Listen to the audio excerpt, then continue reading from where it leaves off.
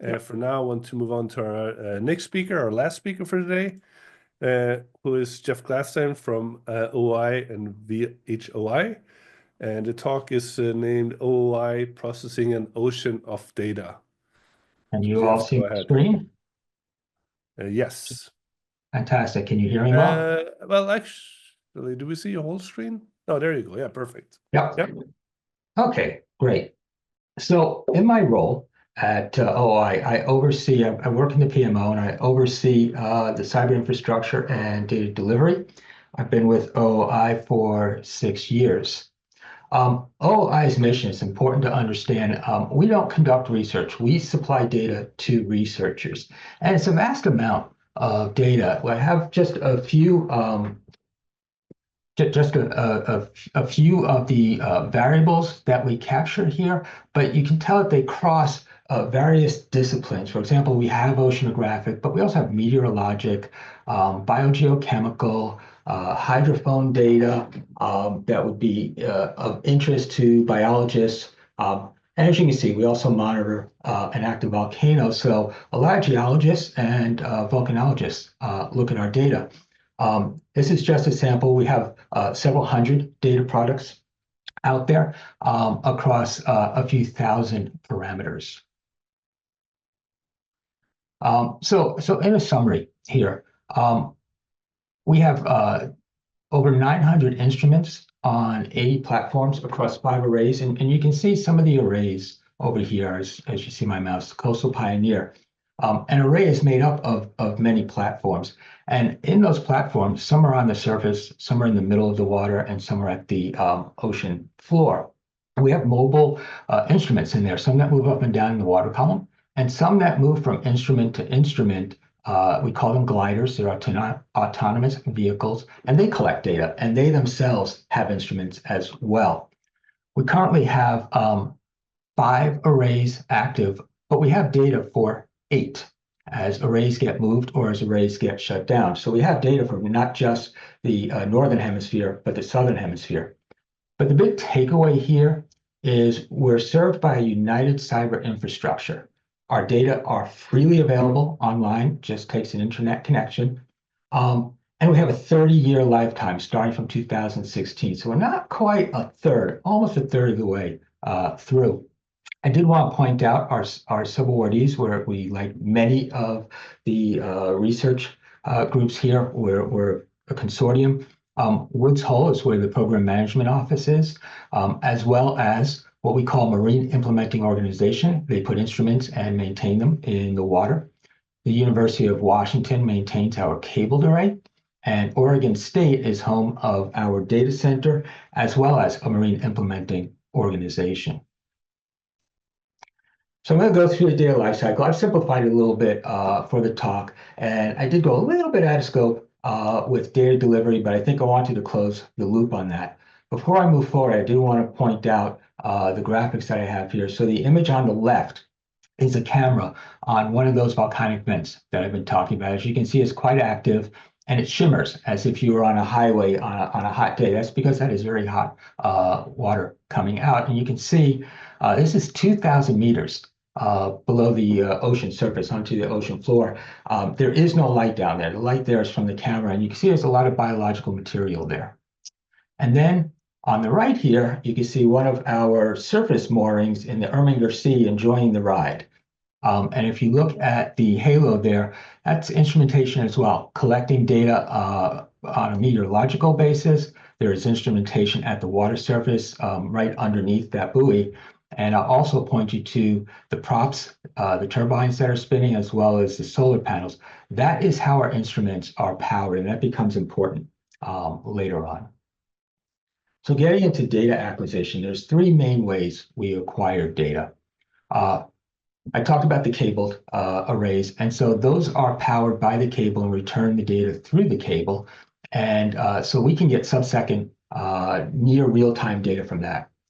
For those moorings that are uncabled, they're further out in offshore, they communicate through satellite and or cell. They also have storage on the instrument. So technically, that first storage is on the device.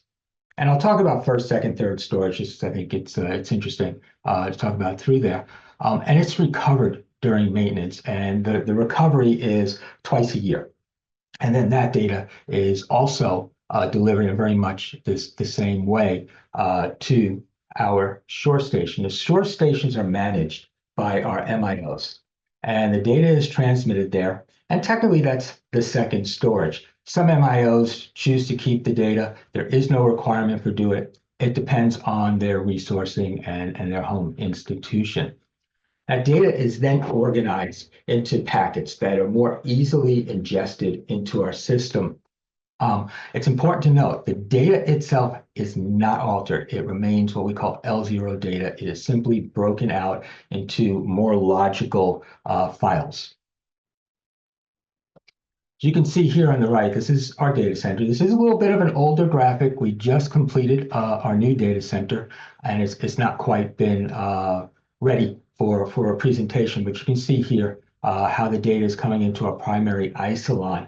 So that raw data is rsynced over to our NAS. And while technically this is our third storage, this is the first permanent storage. It's important to understand that the data gets there and it doesn't come off. That's its permanent home, as long as we have the space.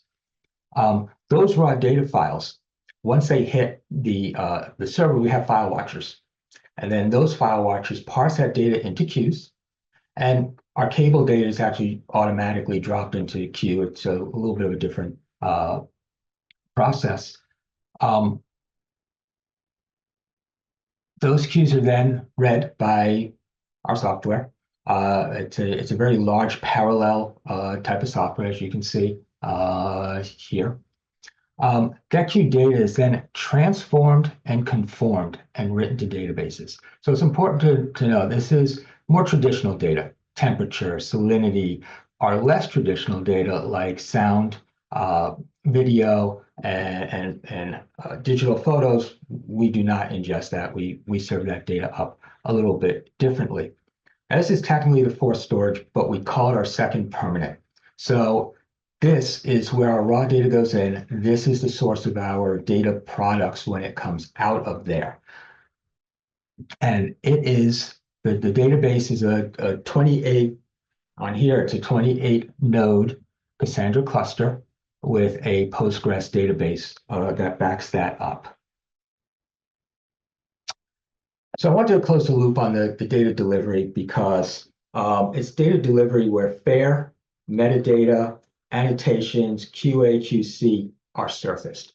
And the graphics that you see here are our data discovery tool. And users can go in there, and this is how you can find our video. So we don't ingest it, but we do have a cataloging system to do that. What I want to point to up here is really this here. That's our Jupyter Hub environment. It's relatively new. But you think about it, we've got 30 years of data coming. We've got 10 years now. Will we be able to download? Will users have the facility to download that data? Our Jupyter Hub environment allows you to directly attach to that data and process it in place. So that's great for video. So now it'll become apparent why that's important. We provide various file types. Our main is NetCDF, but users can get various download types. Also, I want to point out that all raw data is available for download as well. If a researcher does not want to use our software or our translated data products, they can create their own. So what does this mean? How much data are we talking about? So we're talking 900 plus instruments. As of today, we have 175 billion rows of numerical data. 2.8 petabytes of that raw data, almost 13,000 hours of video, 2 million digital still pictures, and 400,000 hours of hydrophone. Important to note, with the exception of the video, we're getting data in constantly, 24/7. It does not stop. The only time it stops is when we're out at sea maintaining that array. The amount of data we've delivered, I'll give you last quarter's numbers. We delivered 36 terabytes over 5.5 million requests, and we delivered 12 terabytes of calculated data for 59,000 requests. Calculated data actually does not take up a lot of space, so that is a fair amount of data getting pushed. We've had a lot of challenges through this. I put in the data delivery part of this because we've had as many challenges in data delivery as we've had in this infrastructure, but it's the users who see data delivery and they see how that's their first thought. Our attitude is good infrastructure should be invisible, so they don't necessarily care about our storage. So the challenge here is of time. We have a 30-year collection period. That can be both a burden and it can be an advantage. One of the advantages we found is, well, storage has become more reliable. It's faster, it's more cost effective. The burden is we generate data far faster than its cost effectiveness. So we still have to purchase more data. We have outpaced that particular advantage. And what that does is, you'll hear me talk about this theme more than once, it creates the need to decide between investing in instrument and science into the ocean and storage costs. And where is that break even? At what point is, we're a 7 petabyte system now. Do we become 14 in the next funding cycle and so forth? When does that become no longer effective? An advantage is a huge advantage for us. Technology advancements have provide improved or new methods of our data management. When I got here 6 years ago, I was not a fan of Cassandra. It wasn't overly stable. It wasn't performant. And by my calculations at that time, we had a 22 node cluster.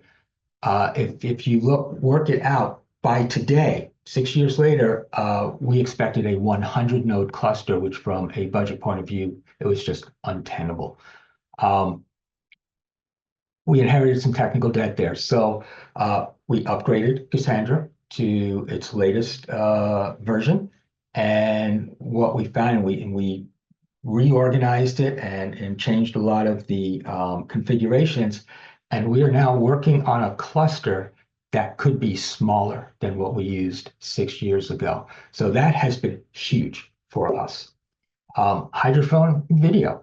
Again, if we wanted to stream that for discovery 6 some odd years ago, we would have needed a relatively expensive media server.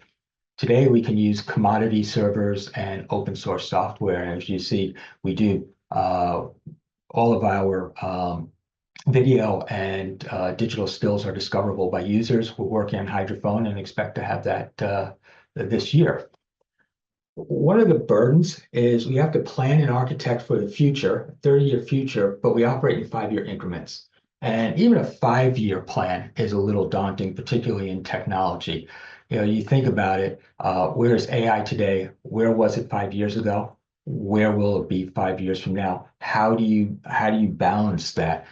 We've got a couple of GPU that we've been playing with. It's not a large part of our infrastructure, but 5 years from now, maybe it should be. And I mentioned we just finished completing our 3rd generation data center. We've got to start planning our 4th generation data center here soon. So what do you include? Where are we going to try to be in 5 years?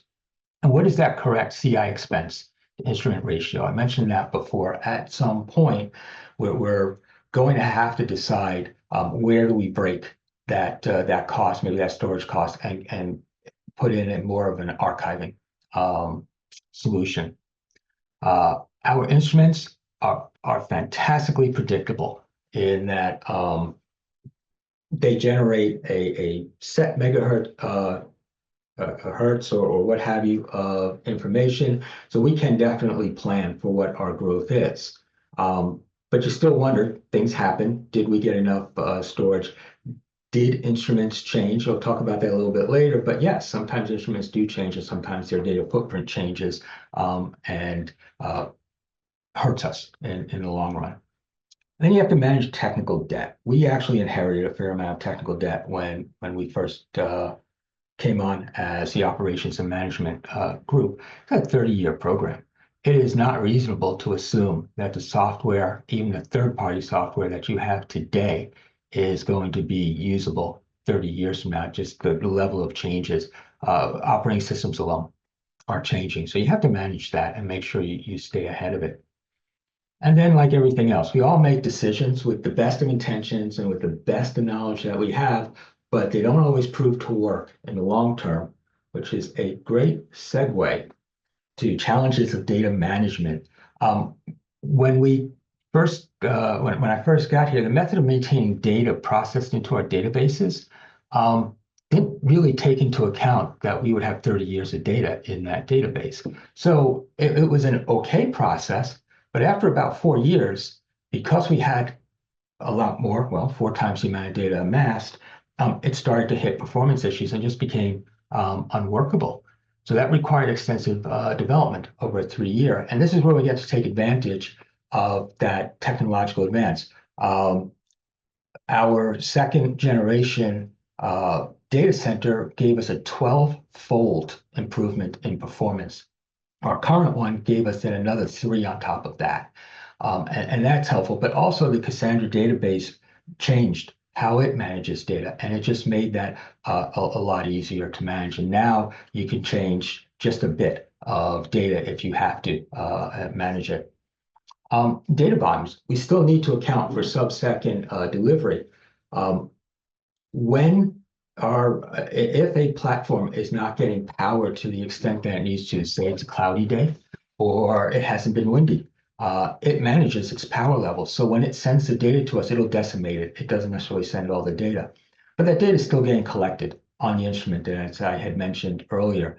So we have to be able to process that data in bursts. So we have to have that burst capability to not just keep up with the data coming in, but then also process 6 months worth of data in parallel with that. And that's where one of our original designs of parallel processes has held well. It's worked fantastically. And then the advances in hardware have allowed us to expand the number of workers out there. However, we used to dump all our data into a single queue. We've actually expanded that out to 4 to match how we acquire data so that the parallelism can take effect. While technology for databases has improved, if you're familiar with database, you know they all have a tipping point. And so we have to figure out where is that tipping point. Cassandra is not a traditional SQL database. It's a NoSQL database, but it's still going to have some tipping point, even though it's built for parallelization and large data volumes. Monitoring space, volume, performance, hardware health, all of that. In the early days, that was not accounted for. It was a individual doing it. They would come in the morning and they would manually check. That left us exposed. So during our first data center redesign, we implemented a very robust system of monitoring hardware and storage. And then we even developed data queues. So if I'll get an alert if for some reason data starts to back up and it's not a busy time, we'll be able to look to see, okay, are we having a database issue? We're having a hardware issue. Is our storage having issues? And of course, we'll get a note that if space is becoming tight and in certain volumes. And then some simple things such as data success emails. For those who ingest our data, they never got an email or any clue as to whether it worked or not. And that also created time issues and a little bit of agita. So we've developed emails now. When someone ingests data, it'll come back and say, yes, you've ingested that data correctly. And most of our ingestion is automated. It's not, no one's kicking this off on a daily basis, but if you're kicking off what we call that recovered data, that 6 months worth of data, you should get a message saying that it worked. QA, QC, I'm not going to get into this too much. This could be a whole topic into itself, but it starts all the way from instrumentation through to data delivery. But for us, for this CI discussion here, our data is QA'd and QC when it comes out of the system. Outside of the ingestion process, of course, tells you that the data is in the right format. But the rest of the quality is done on the day out. And we will annotate data if it's of interest or if it's bad. And those annotations are also stored with the metadata and in the database. I put cybersecurity, offsite storage, disaster recovery, and archiving on here also very deep conversations, but they're important to know, and we're very active with that. Our data is moved outside and geographically distributed to 2 different data centers for disaster recovery. The amount of redundancy we have on all of our data storage is very large. While I talked about first permanent storage and then the database, technically from first permanent storage down, everything is recreatable. That would take a large effort. This is how we use with offsite storage and disaster recovery. We make sure we never really have to recreate more, at worst, 1 year's worth of data, and that would not be overly complicated for us. And then there's the challenges of management. We're a small team. And as a small team, you wear many hats, and you have to know multiple development languages, all the third-party apps. You have to know cybersecurity, but you also have to know scientific data prep. Our MIOs do work very closely with us, and they have fantastic SMEs in this area, but it's still something that we need to understand how to translate their knowledge into code. And of course, QA/QC, database systems architecture, and so forth. I think one of the, outside of the technical, and we always talk about technical challenges, there's also non-technical challenges, like educating those non-technical program stakeholders. Our program is made up of scientists, engineers, and IT or CI specialists. So we have to find that common communication vehicle and educate them. I don't expect that they would. I don't expect that they necessarily know what we know, and I don't necessarily know what they know. So why is the budget utilized and how? We have to resolve technical debt. We had to replace our operating system because CentOS 7 no longer exists.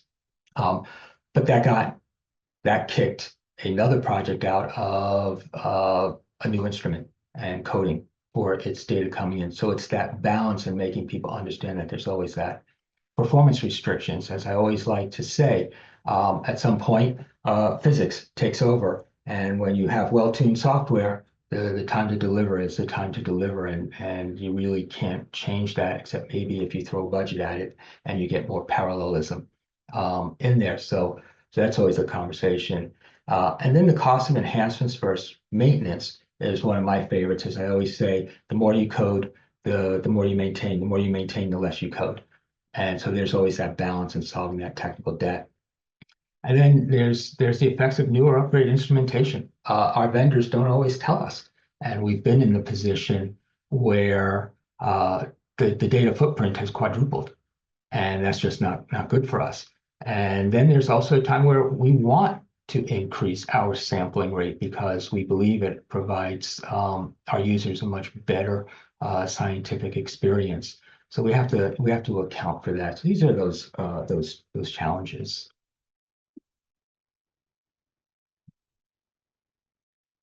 And that's it. I do want to give a shout out to the CI team. It's an incredibly talented team, and I appreciate all their efforts. Cool. Questions? Thank you. Yeah, thank you, Jeff.